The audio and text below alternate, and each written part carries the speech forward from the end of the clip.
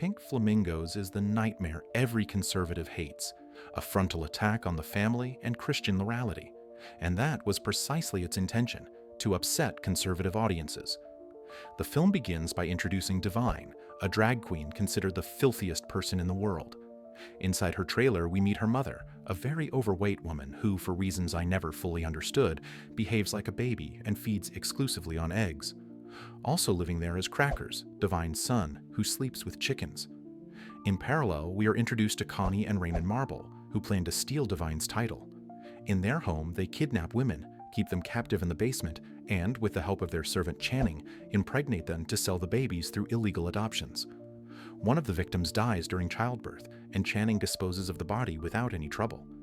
Divine roams the city committing increasingly grotesque acts, while the Marbles put their plan into motion by using Cookie, Cracker's date, to gather information about Divine and her family.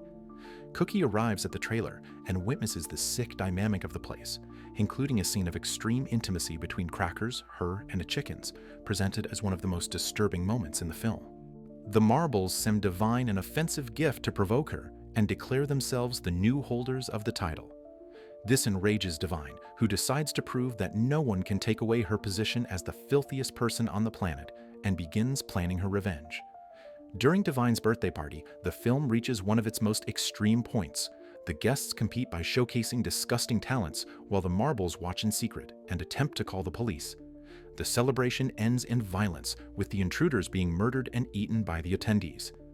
After another attack by the Marbles, Divine and Crackers return to settle the score once and for all. They kidnap Connie and Raymond, summon journalists, and execute them in front of the press so the world can see what happens to those who mess with Divine.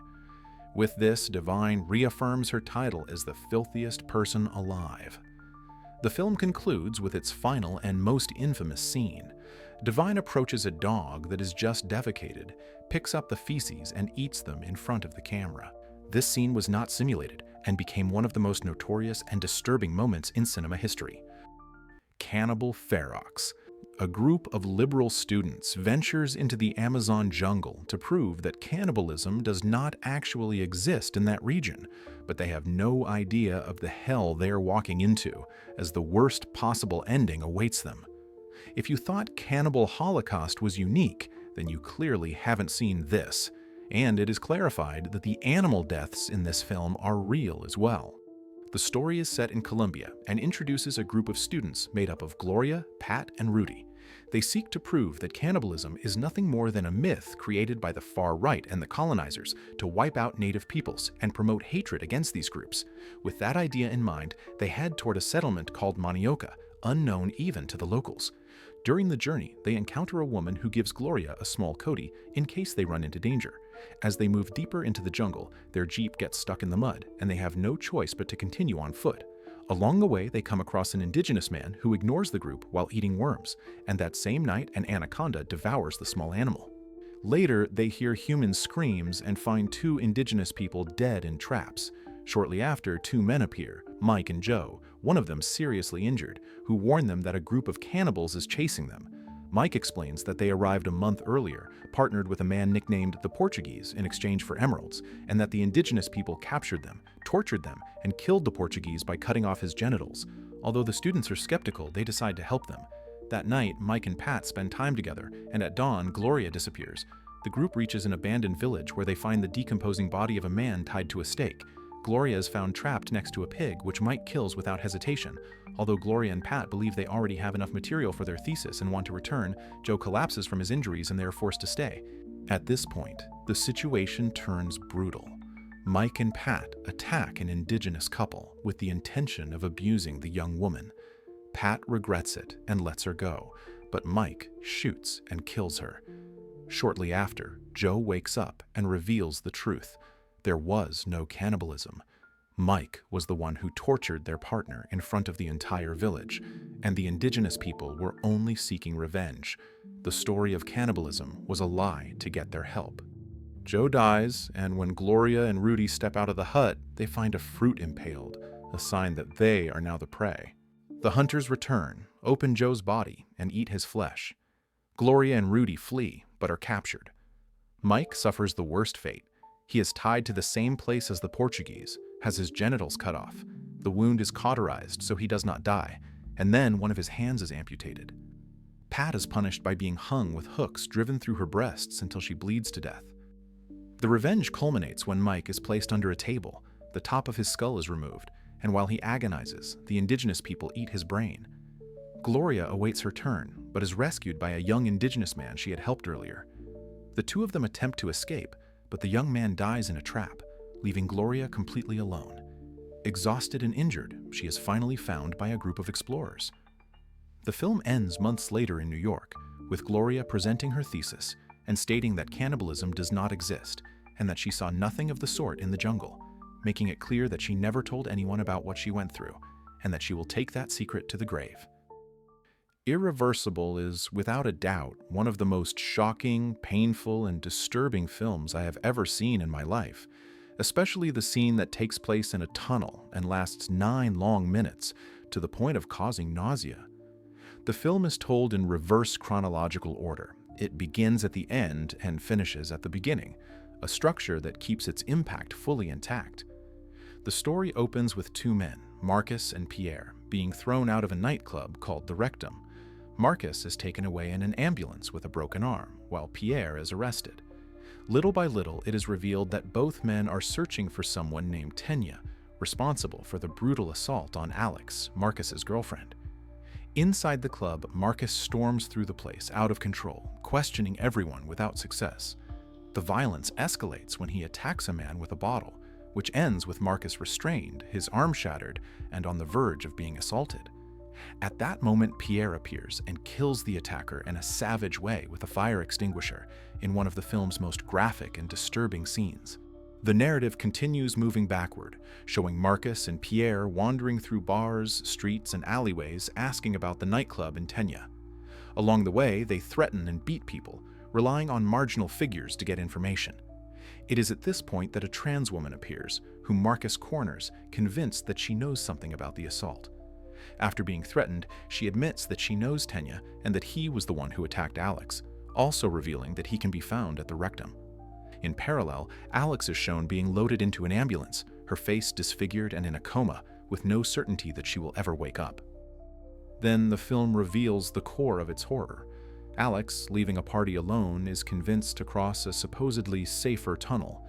There she encounters Tenya and the trans woman, whom Tenya assaults before noticing Alex's presence. Once he sees her, he corners and attacks Alex. The tunnel scene, filmed in real time, depicts an extremely explicit and prolonged assault, followed by a brutal beating that leaves Alex unconscious. It is the harshest and most realistic moment in the entire film. Finally, the story reaches its beginning. We see Marcus and Alex waking up together, talking about dreams, time, and the future. Alex discovers that she is pregnant, news she will never get to share. The final image shows her lying in a park, surrounded by children. The film closes with a line on screen: "Time destroys all things." The farm. The film begins with a couple, Nora and Alex, who are traveling through the mountains on a long drive. After running out of fuel, they arrive at a gas station where their rather suspicious attendant recommends some cabins for them to spend the night. Although Nora has a bad feeling, they decide to go. The place, formerly a church camp since 1989 and now a small hotel, quickly shows that something is wrong until a mysterious silhouette appears under the bed. The next morning, Nora wakes up very confused inside a cage. After being sedated by a very creepy man, she wakes up again in a completely different place, now tied hand and foot, when they insert a syringe into her intimate parts, implying that they are trying to get her pregnant against her will. This is without a doubt the scene that stays with you the most after watching the film due to how raw it is. She is then taken through a small town where everyone wears animal masks and treats humans as if they were livestock. During the journey, Nora witnesses a young man being skinned as if he were an animal. Nora is locked in a dungeon where she discovers that she is not the only captive woman. Some have been there for years, have had children and abortions, and are used to produce milk. It is revealed that the meat these people consume is human, and that they even kill a baby to obtain more food. Meanwhile, Alex has also been captured, and it is shown how these people operate a human slaughterhouse to feed more than 80 people. In one brutal scene, one of the girls has her stomach cut open to extract her organs. Nora manages to escape with the help of his boyfriend, but he is killed after being caught. Later, another prisoner tells her that she can flee in a truck. Nora decides to go back for another girl from the dungeon, and together they try to escape, although they are once again pursued. They finally get the truck, but the image cuts abruptly. The film ends with a disturbing scene. The girls appear served on a table as if they were a pig, while the members of the cult pose for the image, closing the story in a raw and hopeless way. The Girl in the Basement.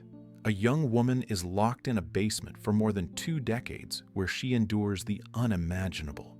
She is kidnapped by her own father and lives through the worst horrors of her existence, the impossibility of escape and repeated pregnancies as a result of her captor's abuse. The film begins on a night where a very young mother carries her daughter, who is struggling to breathe.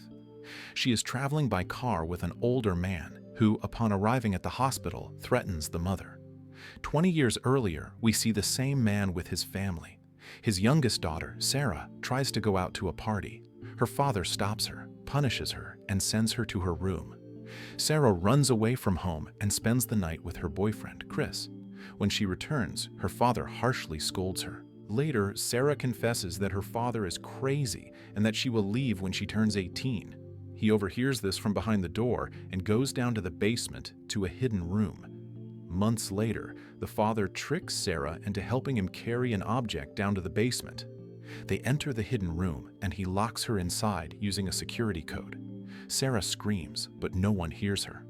Days later, the father comes down, threatens to cut off the ventilation if she tries to escape, and abuses her. Meanwhile, the police and the family believe that Sarah ran away on her own. Weeks pass. The father comes down with a cake for Sarah's birthday, gives her a dress, and demands obedience. She tries to attack him, but fails and is abused again. Over time, Sarah gives birth alone down there. The man tells her that motherhood is the best thing that can happen to a woman. Years go by. Sarah becomes pregnant again, more children are born, and they remain locked away. The family upstairs grows suspicious, but the father lies and keeps everything under control. The children grow up without ever knowing the outside world. Sarah invents games so they can imagine life beyond the basement. One day, she manages to send a hidden message to her mother. When the father discovers it, he punishes Sarah. As the years pass, the violence continues. On a rainy night, Sarah tries to call for help from the roof. A neighbor sees lights, but the father comes down and beats her. As a result, Sarah loses a baby. Nearly 20 years have passed. The father loses his job and, in desperation, tries to kill Sarah and her children by filling the basement with car exhaust fumes, but he fails. Later, one of the daughters becomes seriously ill with asthma. The father agrees to take her to the hospital, threatening them to stay silent. At the hospital, Sarah takes advantage of a moment of distraction, asks for help, and the father is arrested by the police. Finally, the children are freed from the basement. The family is reunited. Sarah sees Chris again, remembers the dreams she was never able to fulfill, and leaves with him on a motorcycle, bringing the story to a close. The final explanation reveals the sick mind of a man obsessed with his daughter and a young woman who only wanted to live her youth freely. Her confinement destroyed all her dreams for many years until a light of hope finally set her free. The father is sentenced to life in prison. The film leaves the idea that we are not safe even in our own homes, and that recognizing strange behavior and asking for help in time can save lives. If you're not familiar with the strange thing about the Johnsons, skip to the next section and keep your mind safe. To be honest, the plot is deeply uncomfortable. The short opens in an uncomfortable way. Isaiah, the son, is in his room when his father enters without warning and catches him in an intimate situation. The father apologizes, admits he should not have invaded his space, and then sits with him to give a calming talk, telling him there is nothing to be ashamed of. The moment seems to end with affection, but the camera reveals a disturbing detail. The image Isaiah was using was a photo of his own father. 14 years later, at Isaiah's wedding, the contrast is brutal. While the son smiles, the father's face is completely broken. Isaiah whispers words of gratitude to him and squeezes his butt. Joan, the mother, while looking for her husband, discovers the truth by peeking through a fence. Her husband, with an absent gaze, is being kissed by Isaiah, who then kneels to finish the job. The mark is irreversible and immensely disturbing. Days later, the father, a writer, is shown working on a manuscript containing lines such as, "To condemn my son, I must first condemn myself. We are both guilty." This text, titled The Cocoon Man, hides his confession. The tension continues at the family table, with jealousy and explicit control, until the father leaves another copy under his wife's pillow, with a note that reads, "Joan, forgive me." It is there that Isaiah finds it, threatens to burn it, and makes it clear that he will not tolerate another attempt to expose the truth. On New Year's Eve, the situation escalates. Isaiah returns home, breaks down the bathroom door, and gets into the bathtub with his father, while Joan turns up the television volume so she does not have to hear the screams. When Isaiah comes out, he only says, "Don't write this in your book." The next day, the father tries to flee with another copy of the text, but Isaiah confronts him, saying this is love, that it takes two, and that his father started everything. Overwhelmed, the man runs into the street and is struck by a car, dying on the spot. After the funeral, Isaiah wears his father's clothes. Joan, tormented by memories, confronts him and asks whether everything began years earlier. The argument escalates into physical violence. Joan stabs her son and, in response, kills him with a fireplace poker. The last thing she does is burn the final copy of the text in the fireplace, reducing to ashes the secret that destroyed the family. Terrifier. Everything begins on a television talk show. Monica interviews the sole survivor of a massacre that took place on October 31st of the previous year. Her face is completely disfigured.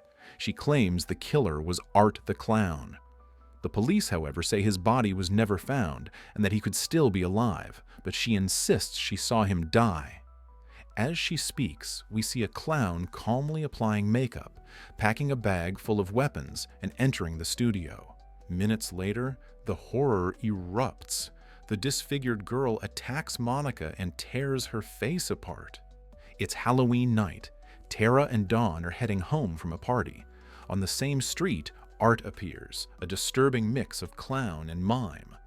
Dawn mocks him by asking for his phone number. Tara, on the other hand, senses something is wrong.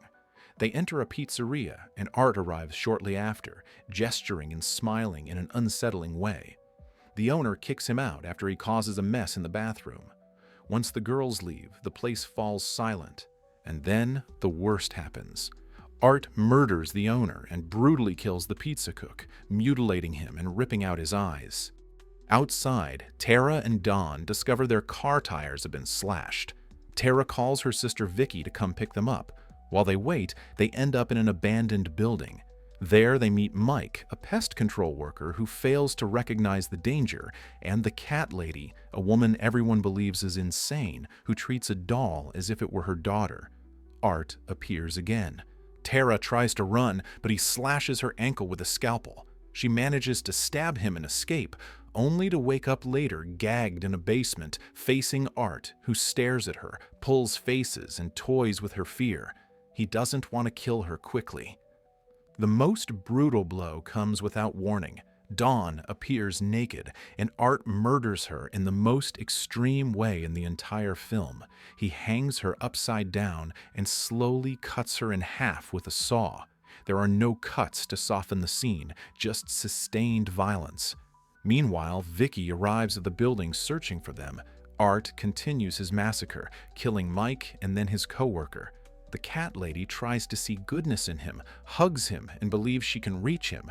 Art responds the only way he knows how, by killing her and destroying even her daughter. Vicky finds Dawn's body in pieces and can barely stay on her feet. She tries to escape, but Art catches her, mutilates her, and leaves her at the brink of death. Mike briefly manages to save her, but Art returns and kills him.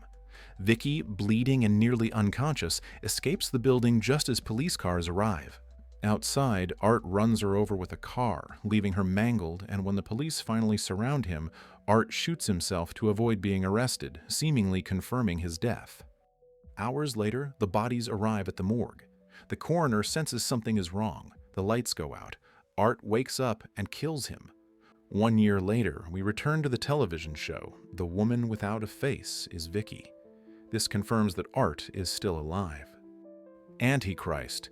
The film begins with a couple taking a shower and then having fun, unawares that their baby son climbs out of his crib, steps onto a chair, and walks towards an open window. He slips, falls, and dies instantly. Both parents attend the funeral, and the mother collapses emotionally, ending up in hospital. After a month, the man convinces her to return home. As a therapist, he claims she does not need medication or to stay hospitalized, insisting that he can treat her himself. Nothing works.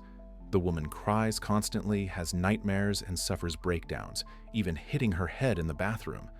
When he realizes the therapy is failing, the man makes a list of her fears and is shocked when she mentions the forest, even though they own a cabin there that she once loved and where she wrote her book. They travel to the cabin, and during the trip, he tries a new type of therapy. In the forest, nature becomes disturbing: a fox that seems to injure itself, a deer dragging its dead baby, and constant noises on the roof that she says are acorns. Fear grows, and the couple's relationship becomes tense and unstable. The man later finds disturbing images in the attic used for his wife's book, along with a chart about the three beggars linked to the fox, the crow, and the deer, and connected to pain, despair, and grief. The therapy fully breaks down when she admits to extreme thoughts and demands punishment.